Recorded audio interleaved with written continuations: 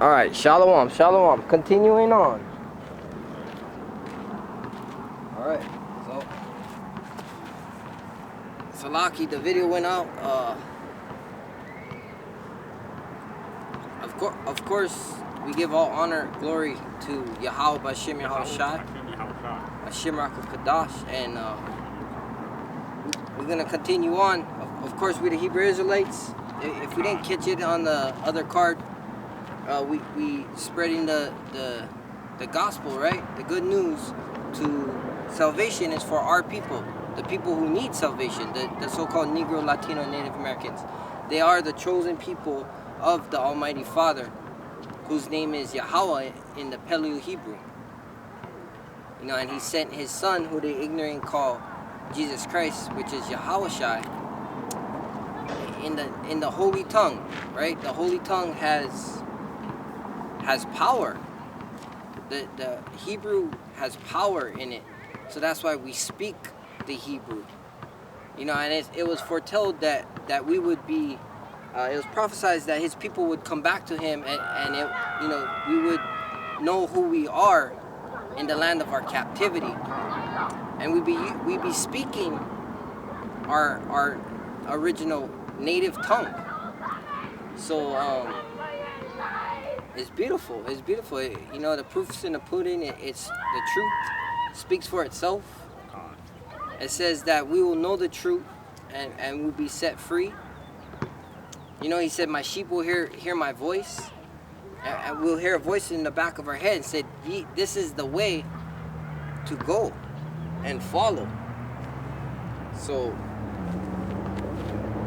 instead of paraphrasing, I'll bring it out. You got anything, I'll bring it out.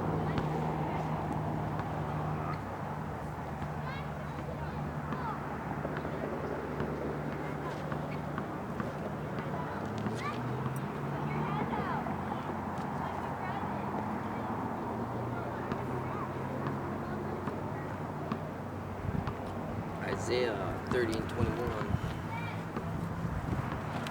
Watch these children, they all over.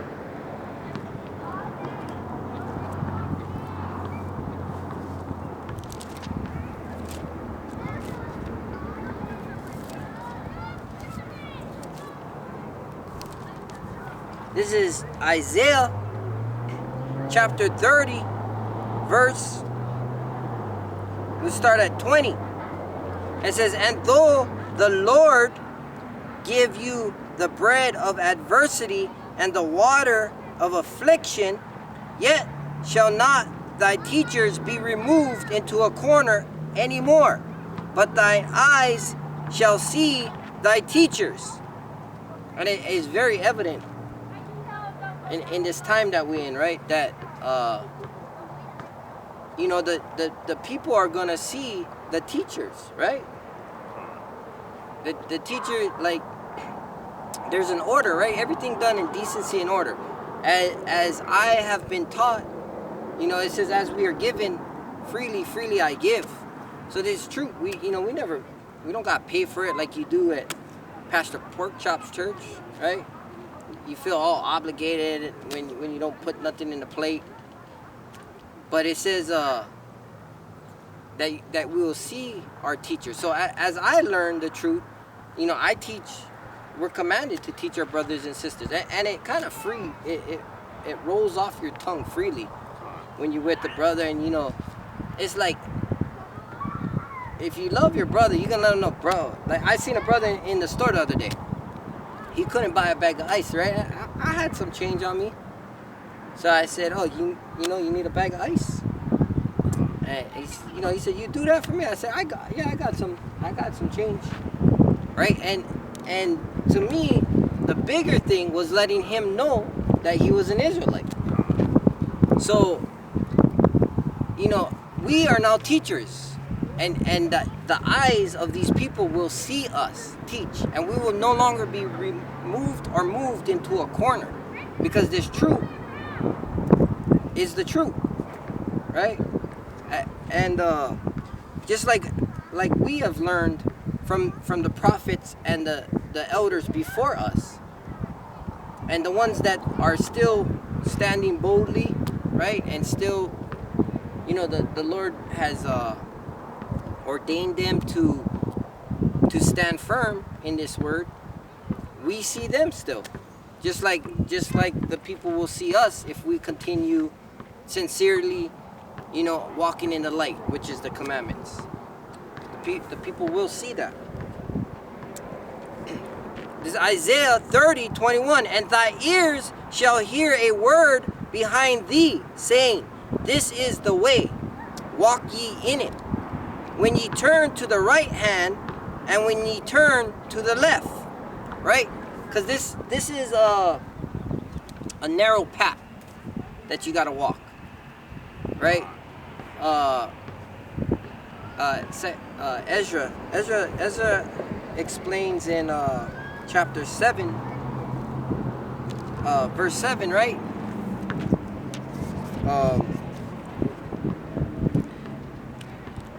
Or Salaki, is it Sirach? Siraka? Let's see. Yeah, we gotta get this scripture because this is one of my favorites.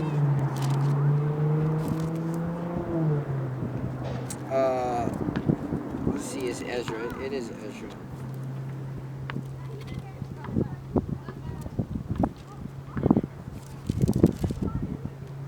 Salaki.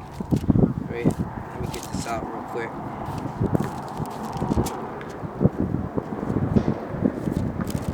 First Ezra. There you go. So this is 2nd Ezra chapter 7, verse 7. And it says the entrance. Now this is speaking of the kingdom, right? The kingdom is there's many parables that they liken it to. And for instance, in Matthew it says it's like a man who finds a treasure, right? And he sells everything he has. He finds this treasure on the land and he sells everything he has to purchase that land. That's how beautiful this truth is. So this is explaining how to get that kingdom, right? So the entrance thereof is narrow and set in a dangerous place. Salaki, this is 2nd Ezra chapter 7, verse 7. Right? The entrance thereof is narrow and set in a dangerous place to fall. Like as if there were fire on the right hand and on the left a deep water. Right? So that's the confusion, right? The tribulations, all the things that we're gonna go through. Salakia.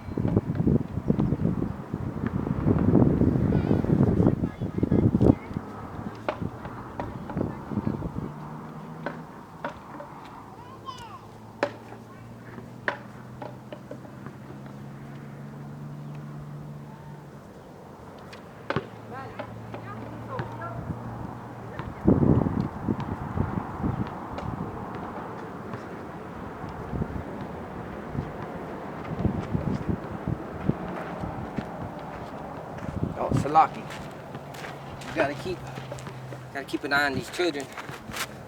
It's a priority. The scripture says that a man that doesn't take care of their family is an infidel. So that's a perfect example. We gotta set our priorities, right? The word is very important. But if we live in the word, the word says to put your family and make sure you're taking care of them. If not, you're an infidel, which is, someone who doesn't believe in the Most High. So we not only know the scriptures, we apply them, and that's where the power comes from. Yasharahla, princes of power. The way you harness that power is keeping the commandments. That's how you get the understanding. So Right. So that I love that. I love that because it explains the kingdom. You know what I mean? It's within you, right? As it says in Matthew that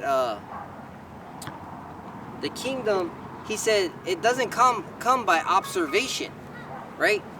So that means we know in our head, but we actually it's an action, just like love is, right? So it says, what is love?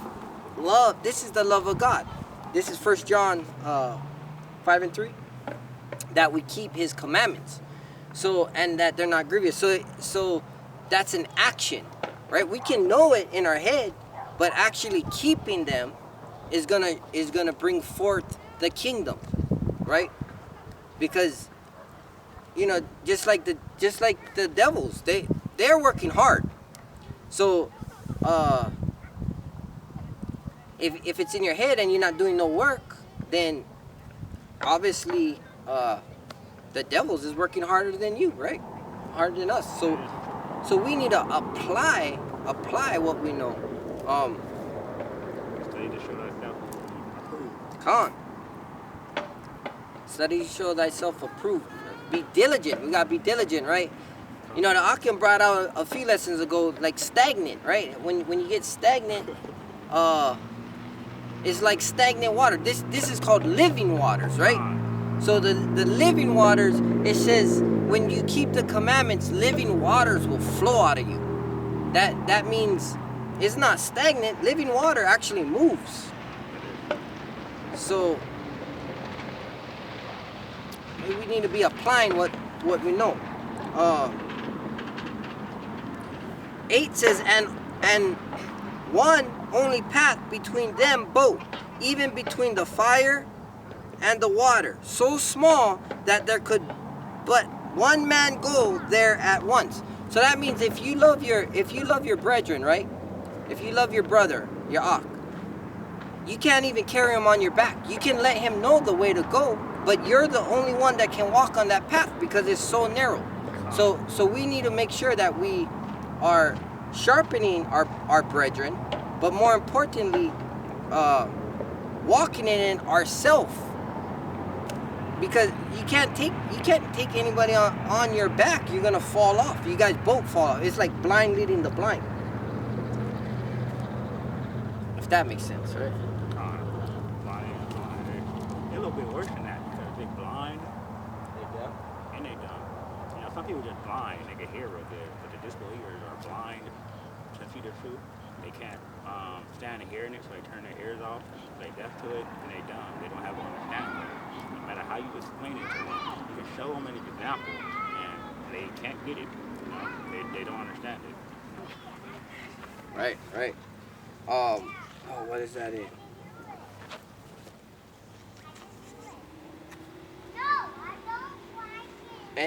And it's ultimately the Most High, right? Because he doesn't want them to wake up.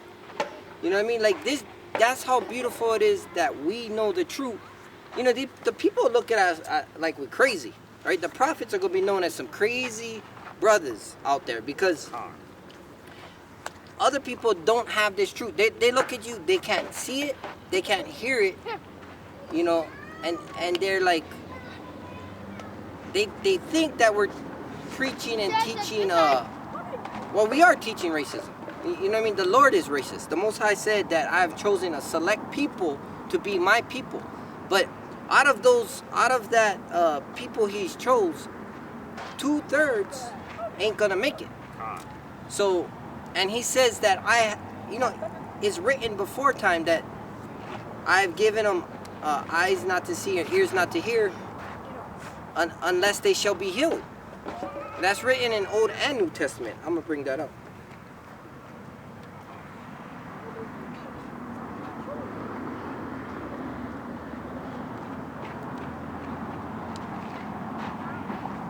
And Zechariah mentions about the 2 parts not making it.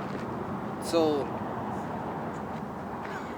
the 2/3 not making it. That's where you read on the 2/3, right? So the 1/3 And that's out of Babylon. That's out of Babylon. So there's an innumerable multitude. There's 144,000. And then out of Babylon, two-thirds die of our people.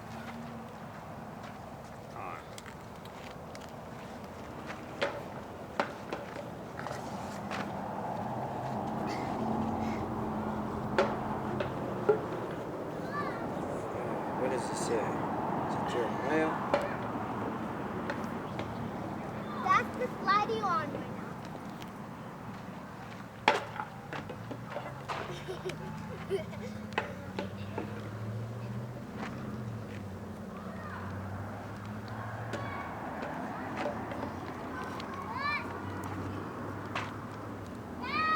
Well, this is 2 Chronicles chapter 7 verse 14. It says, if my people which are called by my name, so that's possessive, right? He's saying my people. He's not saying all people are called by my name, shall humble themselves and pray and seek my face and turn from their wicked ways, then will I hear from heaven and I will forgive their sin and will heal their land. So, you know, we were all wicked at one point. All the prophets, everybody, no man was perfect. Every man has fallen short of the glory of the Most High. But as the prophets hear the truth, you know, the 144,000, the elect, they will keep His commandments. They'll turn from their wicked ways, which is understanding, according to Job, and you'll be healed.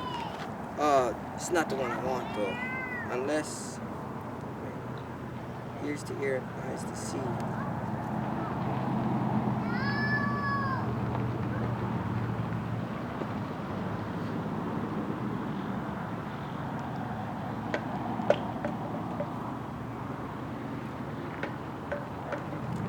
Here, Isaiah 44 and 18. So that's Old Testament. And then New Testament, you can find it in both Acts 28:27 and John 12 and 40. Get one for Emmanuel. So we're going to go Isaiah 44, Salaki, 44 and 18.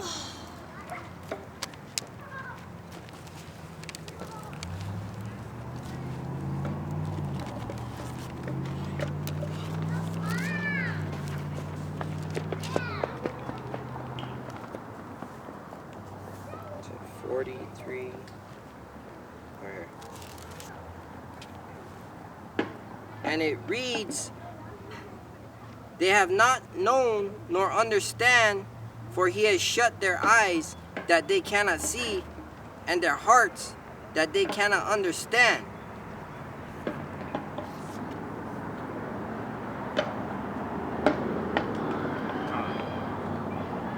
Right? So the Lord has done that. The Lord has done that, but it's still not the one. The one I was looking for is unless they listen, they will be healed. But it's because He doesn't want them to be healed. You know what I mean? The Lord doesn't want people in this truth. Believe it or not, I gotta find it exactly, because that's a dagger to a lot of these people that, you know, they're like, oh, you preaching lies, blah blah blah. Well, it's like, you know what? The Lord doesn't even want you. Yeah, you may be a so-called Negro, Latino, Native American, but you're part of, you know, it's like if you're gonna buck up, look, it's Isaiah 66, right? Isaiah 66 and 15. He says, for behold, the Lord will come with fire and with His chariots like a whirlwind. So that's the Almighty Yahushua. He's gonna come with fire and with the chariots, right? So what is that? When the bombs hit in this place, it's all simultaneously happening. You can witness miracles. Go ahead, up. Oh, so I can't. No, you good. Russia, China, they bombed. And y'all guys can build a bunker to withstand the wrath of Yahweh, but that's false. And that's why we're gonna be digging you guys out of them caves. and slashing and dashing. Come. Right? The Lord is a man of war, and what everybody has been tricked to is this Christianity bullshit. You know what I mean? They made fruitcakes out of everybody. They think everything is all happy-go-lucky. Man, the Lord is going to come back with a sickle.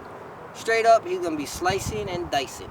And his army is ready for that. We patiently waiting. That's Revelation. It says, this is the patience of the saints. Right?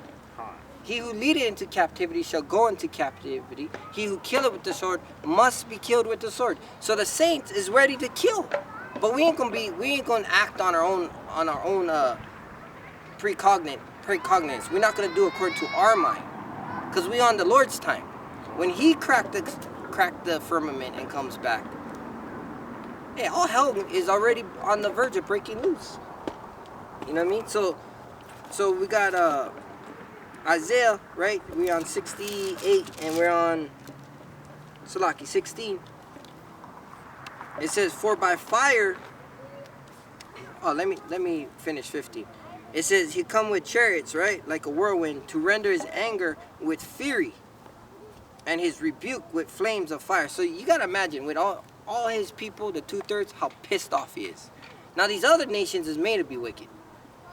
Right? So, you know what I mean? He hates them. I mean, that's a given. But for our people who are made to be righteous, to commit sins more abominable than the wicked, he is pissed, right? So, you know what? Like they say, not they say this. The scriptures mentions El Shaddai, right? So. It's a demon-like power. The Most High, you can picture the most scariest demon, devil-looking creature in the world, and the Most High shuts that down, right? I envision this big, huge, scary-looking black, like python. And he's just black, and then he's got red eyes, just pure red. I mean. Demon-like power. That's what El Shaddai means. It means demon-like power. So, you know, all you guys who think you guys scary and whatnot, they don't know what they're messing with. That's why I have a dream about a king cobra. It was like, how do you say it? Like, you know, that Clifford, the big red dog, whatever, the giant king cobra. It was black and white, and it was like, you know, seemed to be in a striking position, and it was on the corner of the in the name of Yahweh now shy, and he couldn't wonder anything but was very pissed off. He was wondering what was the interpretation. I remember you saying that. That's a while back. You said we were out on the corner. You know, and I mean, in the spirit, we know that nothing can touch us. When it says no enchantments is against Jacob, right? Against yasharahla. So, of course, you got all kind of demons on the left hand side that the Lord is in charge of. So, that can be many things, right? That can be brothers creeping in unaware, tares and weeds, and that's all. That doesn't matter according to scriptures. The Lord said He's gonna bundle them up and burn them. So, or it could be that the Most High, you know, the Spirit is with the brothers on the camps, and because it's a term for like sincerity, right? When you mess with a snake, well, let's bring it out. You don't mess with a snake. You know what I mean? So you're not gonna be playing. You're not gonna be playing around with snakes. It's or you'll get bit. It says, shall we pity a snake charmer? So you don't mess. That's where the importance of sincerity comes in. So when you're on the street corners, you gotta be in all sincerity.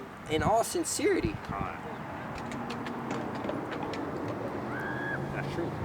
The street corner is like a camouflage battlefield. Warfare. Like, you know, how would they say guerrilla warfare? You can't tell that things are going on help watching our side, to keep their cover, to keep the disbelievers safe. Those that don't believe in Yahweh watching our side overall. Con.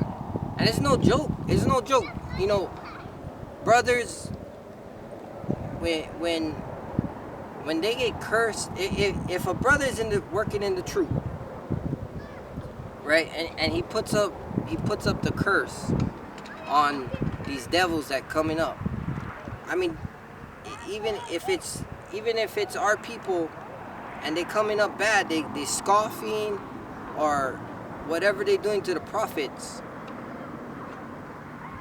Hey, these people get hurt. They end up in accidents. Brothers bear witness to their testimonies that they're getting hit by cars. One day they're there, that scoffers there scoffing. The next day they're gone. So it's like you can't mess around. You can't mess around with this truth, especially this name. When I teach the name, and especially if we teach a child the way they should go. When we let them know this name, we let them know about. In the world, people say Jesus Christ. All this stuff. You can't just use the Most High's name now, because that's the general 10 commandments. Thou shalt not use my name in vain. So, it's important to teach our people that this name is not to be blasphemed, because there's repercussion. There's consequences that's gonna come with using, taking it lightly, taking the situation lightly. This is Ecclesiasticus, which is Sirach, chapter 12, verse 13. Who will pity a charmer that is bitten with a serpent, or any such as come nigh wild beasts? So one that goeth to a sinner and is defiled with him in his sins, who will pity? Right? That's why we're called to be holy, which means separate, right? So, as you know better, you do better. To him that knows it's good and doesn't do it, to him is a sin, right? So as we move in this truth, as we grow in this truth, you gotta start to separate yourself from this wickedness. At least speak. You gotta speak and let the brothers or sisters know, hey, they're going off. And it's in humility that we edify and rebuke our brothers and sisters, because first of all, this word isn't meant, right, for anybody else. It said, the Lord said that don't give the food, this word, to the dogs, the other nations. That's what he meant by that. So when we teach, we are teaching our people first and foremost. And then when we do edify, say they know something, it takes 3 rebukes till the brother or sister is a heretic, according to scriptures, right? Heretic meaning they are not getting it. So you just leave them alone after 3 rebukes. Because if not, your wheels start to grind, so to speak. You're going to be saying it. You're going to be like, frustrated and mad. Why isn't he getting it? It's because, as we brought out earlier, the Lord hasn't opened their eyes to see nor ears to hear. Because if he did, he would heal them. But the reason they're not being healed is because the Lord don't want them healed. Continue on, it says, For a while he will abide with thee, but if thou begin to fall, he will not tarry. Right? So that's going on to helping sinners. What book is that? I believe it's in Sirach also. He says, be careful who you help. Right? Because if you help a sinner, double the evil will come back to you. So you need to be wise on who you're helping. Plus, too,